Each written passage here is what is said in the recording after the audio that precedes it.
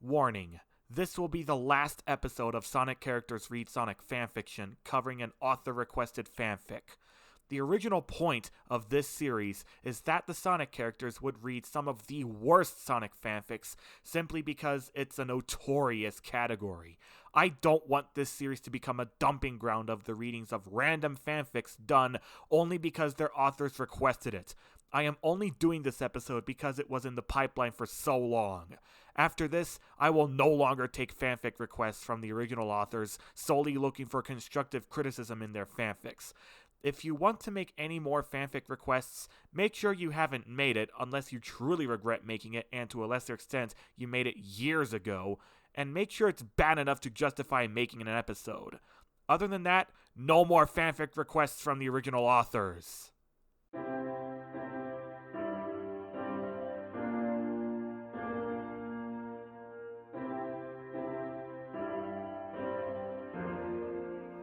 Hey everyone, this is your old friend Sonic the Hedgehog, and welcome to another edition of Sonic Characters Read Sonic Fanfiction. Now, back in October, I did a Halloween special of this series with a reading of The Death of Sonic.exe, by request of the original fanfic writer. But now, we have another request from the user who wrote this story. It's called Sonic Aces, by DeviantArt user RangerHunter24. But judging from how much I'm in this one, shouldn't I read the story myself? I wouldn't think so. I still feel like reading every story I'm in as a major character. Other than that, here is the description. This is my very first activity on DA. I will write more when I have time. I would like to thank Lord Keo for helping me edit this story and also inspired me to write it. I hope you'll like it. Okay, here we go. A two-tailed fox boy was dazed and confused. He didn't know what was happening. Shielding his eyes from the sun, he then realized that he was in a fighter jet, and an enemy attack jet was behind him. He took evasive maneuvers to shake the bogey off him. The boy didn't know what was going on, but he had no time to think. He had to take this guy on his tail down. Why would I be this confused if I was in a fighter jet? Oh, I just remembered that sometimes fighter pilots have their brains messed up in the middle of a fight due to sudden changes in or a high number of G-forces. But why would I be in an ordinary generic fighter jet when I can use the tornado? Actually, I don't really remember if the tornado has any weapons at all. He reduced speed and barrel rolled over the plane that was tailing him. Now the tables have turned, as the boy is now behind the plane. The bogey is now trying to avoid the fox, but it is no use. Missile ready, a computer stated in the fox boy's cockpit. Then, he pressed the fire button, and the missile on his left wing shot out, leaving a white trail of smoke. The bandit shot out flares, but the heat-seeking missile didn't miss its main target, and hit the back of the plane in a fiery explosion. The plane went down and crashed on the ground. Bandit down, the boy stated over the radio. Nice kill, Tails, another voice answered him over the radio, complimenting him. The boy recognized this voice as Sonic, one of his wingmen. Tails now has some time to observe his surroundings. He noticed that he was over a city, but then he noticed that some buildings were partially collapsed, and others were on fire. Craters from bombs were littered across the city. Okay, why would anybody think it's a good idea to organize an aerial battle over the middle of a city? It just cannot happen in a safe manner. In fact, I'm actually not surprised that the city was destroyed after this battle. Oh my god! Tails uttered on the radio. I hope everyone in the city made it out okay. Mostly everyone, mentioned a different voice on the radio. Tails recognized this voice as his other wingman, Knuckles. Knux! Bogey at your 4 o'clock! Shouted Sonic. Not just one boogie, added Tails. Then, out of the clouds, several squadrons appeared out of nowhere. Where the hell did they come from? Recalled Knuckles. Crap! I'm locked on! Shouted Sonic as he was trying to avoid the lock. All of a sudden, a bandit is right on his tail. Sonic tried every evasive maneuver in the book, but failed to shake this guy off. a bandit started shooting his guns at Sonic. Some bullets hit the back of Sonic's plane and was starting to trail smoke. "I'm hit! I need help, ASAP!" Sonic ordered. Hold on, I'm coming. Tails answered as he was making his way towards Sonic's position. Tails came up behind the enemy that was behind Sonic. The plane broke off Sonic's tail to avoid Tails, but the two-tailed fox was right on him and fired his guns. The burst he shot out hit its target in the engine, and the back of the plane exploded. The plane was spinning out of control to the ground. He's down, Reported Tails. Sonic, are you okay? "Yeah, I'm fine, but leaking oil like crazy. I have to return to base," replied Sonic as he was heading the other way towards base. "Be advised, the black plane has been sighted," another voice announced on the radio. Then, in an instant, a sleek black plane came up and was heading towards Sonic. No, this is not your fight. Tails yelled as he was following the black plane into the clouds, sounding like he had seen this plane before. The clouds were thick, and he couldn't see where the black plane was. He came out of the clouds and looked frantically for the plane.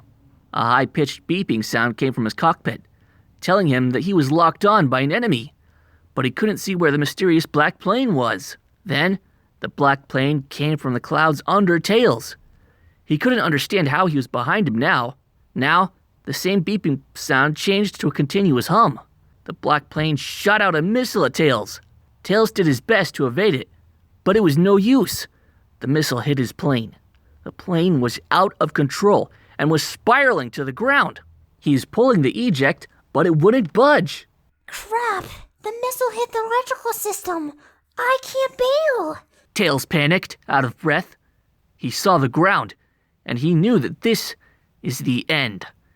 He closed his eyes, waiting for the sickening crash. And then a break between scenes. Oh boy, I hope I didn't die from this. Tails opened his eyes and noticed that he was not in his plane anymore, but in bed. He immediately sat up, gasping for air. He was all sweaty and was breathing hard. His heart felt like it was beating 1,000,000 times a second. He looked out the window and saw that it was still nighttime. "Tails, you okay?" someone asked on the bottom bunk. Tails looked down and saw that it was his fellow wingman and friend, Sonic. I'm fine. Stuttered Tails. "You sure?" Sonic questioned. "You were tossing and turning so hard that I thought there was an earthquake shaking the bed, only to know it was you." It was just a dream, nothing more. Tails exclaimed, finally catching his breath. So, it was just a dream? What a cop-out. I think I've heard of a lot of great stories that start off as only a dream. Oh.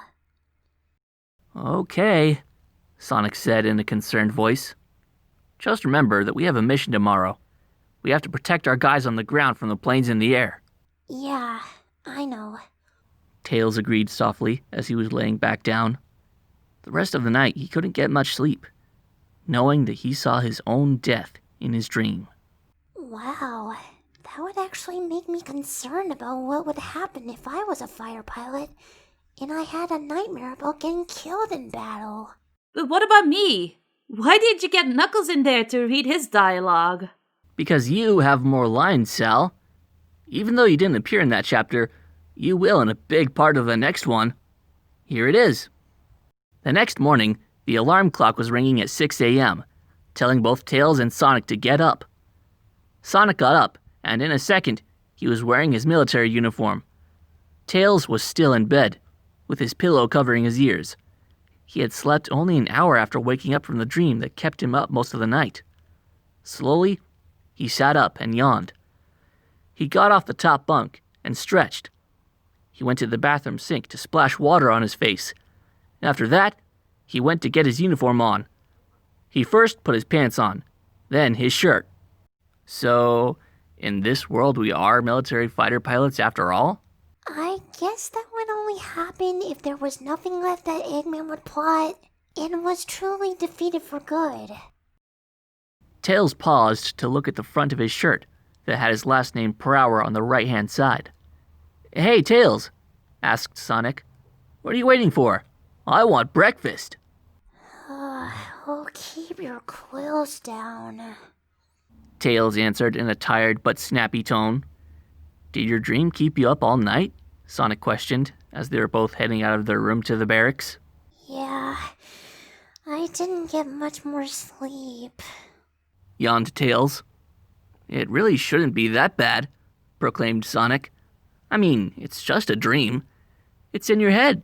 So I think you'll be over it really soon. Tails just shrugged, and they made their way out of the barracks towards the mess hall. They are at Fort Knothole, one of the biggest military and Air Force bases on planet Mobius. A war has been going for about a year to fight the evil Dr. Robotnik and his forces. So, Eggman is still fighting us in this world. Funny, considering that we are assigned as occupational positions that are an actual downgrade from what we were meant to be doing in the first place. I mean, what happened here? It would make a lot more sense if I was the only one to take this military fire pilot position. But now you take it too. I'm sorry, but that's just not who I am in the first place. I'm a speed demon. Sure, I may assist you on board the tornado when enemies are high up in the sky, but I don't need guns to take them down. I could just spin dash right through them. They have taken control of some countries, and the Mobian military was going to take them back. Later on that day, the invasion was going to start. Sonic and Tails were about to go in the mess hall when someone came up from behind them. "Hey, guys," greeted the guy behind them. Tails nearly jumped out of his skin. He turned to see it was only Knuckles. Knuckles? Gasped Tails. You know I don't like to be snuck up from behind. Haha, sorry, kid. But at least you're not like this during missions, joked Knuckles. Tails just sighed, and the three of them went in to get breakfast. They all got the same meal: scrambled eggs, 6 sausages, and 5 strips of crisp bacon. They sat together on a round table, talking about the mission. Sonic and Knuckles also talked about girls, but Tails just rolled his eyes. He didn't care about girls as much as Sonic and Knuckles did. They talked for a little bit longer, until Sonic mentioned Tails' dream. "A dream?" added Knuckles. "You usually don't have dreams at all, let alone nightmares. What was it about?" I don't want to talk about it, answered Tails, lowering his head. "Come on, tell us," pressured Knuckles. I said I don't want to talk about it. It's none of your business. Snapped Tails. "Okay," replied Knuckles, putting his hands up to his side. "I think it's almost time for briefing," Sonic implied. You're right. We should get going. Tails said. All three of them went out of the cafeteria and headed to the briefing room. Once in the briefing room, Knuckles, Sonic, and Tails sat at their assigned seats. Tails was next to a crocodile with headphones, bobbing his head to music. Hey, Vector. How's it going? Greeted Tails. "What?" yelled the croc, taking off his headphones. You know, you're going to go deaf with your music that loud. Snickered Tails, trying not to burst out with laughter. "It's my favorite song," answered Vector. Yeah, out of how many? Teased Tails. "Shut up," snarled Vector. "Shh! Sally is coming," Sonic announced. Just then, a young lady squirrel stepped into the briefing room and stood in front of a big overhead screen. The room was filled with hundreds of people that would be involved in the mission. Hello, everyone. She greeted. I'll have you know that today is a new day. When we'll go on to the offensive against Dr. Robotnik's forces, we've been on the defensive for too long, and now it's time that we turn the tables. We'll invade Stewart Island in 5 hours. If our intel is correct, there'll be a lot of enemy resistance. She turned to Tails. Tails, you and your squadron's mission is simple. Protect our men on the ground from enemy's air force. Yes, ma'am. Tails answered. Vector, Called Sally, turning to him. you and your Hello Squad will engage any enemies armored with vehicles and tanks. Vector nodded in agreement. She then looked at everybody. This concludes our briefing. This will be a hard battle, but we will prevail. May God watches you all. Dismiss. Everybody started to get up and walk out of the room. Tails, can I talk to you in private? Asked Sally. Okay. Tails answered Sally, then turned to Sonic and Knuckles. I'll meet you two at the hangars, okay? They both nodded and went out. What is it, Sally? Asked Tails. It's about Sonic. You know that he's been getting himself into trouble during missions by jumping into situations without thinking through. Sally mentioned. I know. Tails said softly. He couldn't get himself killed in some of the situations if it wasn't for you saving his ass. Sally proceeded, taking a long pause. All I'm asking is for you to keep a close eye on him this time. I don't want to lose another great pilot again. You can count on me. Tails answered. He could see in her eyes that she was really worried about Sonic. I know I can count on you. Agreed Sally. Tails said goodbye to his commander and walked out of the briefing room to the hangars. Once in the hangars, he is met by Sonic. Hey, what did Sal say to you? Asked Sonic, curious about what they talked about. It's private, Sonic. Asserted Tails. Okay, uttered Sonic. How is the tornadoes looking? Tails asked. Looking good. Everything's checked out and ready to go, answered Sonic. Good. Looks like we have about 4 hours until we have to take off. Tails proclaimed. Where is Knuckles, by the way? He's back in his barrack, taking a nap. He wants to be ready for this mission, Sonic said. Okay. You know what? I think I'll do the same. Yawned Tails. All right. I'll stay here to keep an eye on things, replied Sonic. Tails left the hangars and back to his barrack, and then into his room. He set his alarm clock for 3 hours, lay in his bunk, and closed his eyes. More to come. Well, apparently not, because I looked through the author's profile and found that there is no Chapter 3 or anything. And this is the same guy that requested us to read it. Maybe he realized it was bad before he even thought about finishing it? Actually, Sonic, when he requested it, he asked us to tell him what we think of it and if he should continue writing it. Oh, okay. Well, in that case, one major plot point that is flawed right from the get-go is that Tails and I are fighter pilots, and Sally's just our leader. I know I'm a field leader of the Freedom Fighters, and I give them orders on what to do, but not all of them are just puny fighter pilots. That's just not who they are. They are more powerful than this.